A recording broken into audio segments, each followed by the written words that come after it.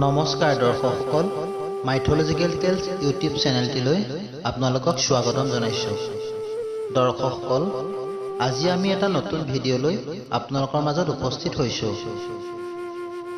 ব্ৰহ্মাক পূজা কিয় নকৰে আৰু ব্ৰহ্মাদেৱৰ মন্দিৰ কিয় ক'তো নাই, এই কথা জানিবলৈ আমাৰ ভিডিঅ'টি লাইক, শ্বেয়াৰ আৰু ছাবস্ক্ৰাইব কৰি দিব আৰু কাষতে থকা বেল আইকনটো দবাই দিব যাতে আমাৰ নতুন ভিডিঅ'ৰ নটিফিকেশ্যন পাই থাকে।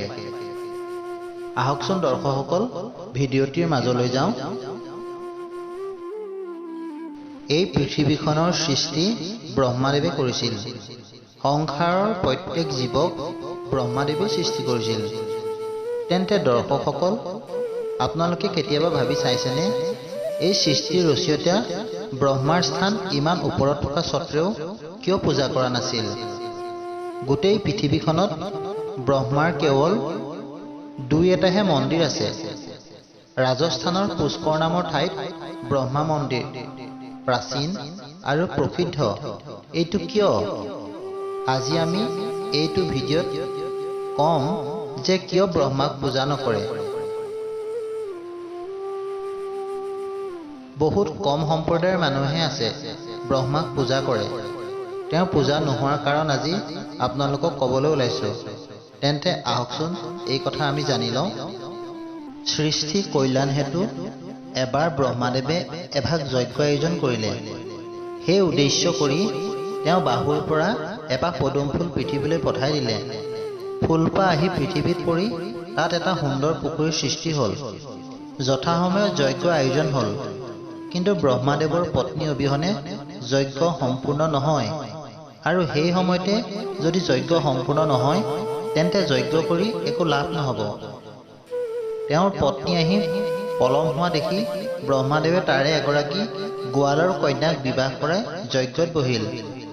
যথাসময়ত তেওঁৰ পত্নী সাবিত্ৰী আহি উপস্থিত হ'ল। তেওঁৰ ঠাইত অন্য মহিলাক দেখি খং উঠি তেওঁ ব্ৰহ্মাদেৱক শাপ দিলে যে এই জগতত কোনোৱে ব্ৰহ্মাদেৱক পূজা নকৰে। সৃষ্টিকৰ্তা যদি এনে অৱস্থা হয়, তেন্তে সৃষ্টি কি হ'ব? সেয়েহে সকলো দেৱতা আহি দেৱী সাবিত্ৰীক এই শাপ ঘূৰাই ল'বলৈ অনুৰোধ কৰিলে, কিন্তু দিয়া শাপ ঘূৰাই লোৱা অসম্ভৱ।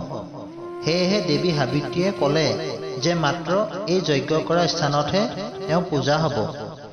সেই ঠাই হৈছে ৰাজস্থানৰ পুষ্কৰ। ৰাজস্থানৰ পুষ্কৰত আজিও ব্ৰহ্মাদেৱৰ সেই মন্দিৰলৈ ভক্তৰ সমাৱেশ ঘটে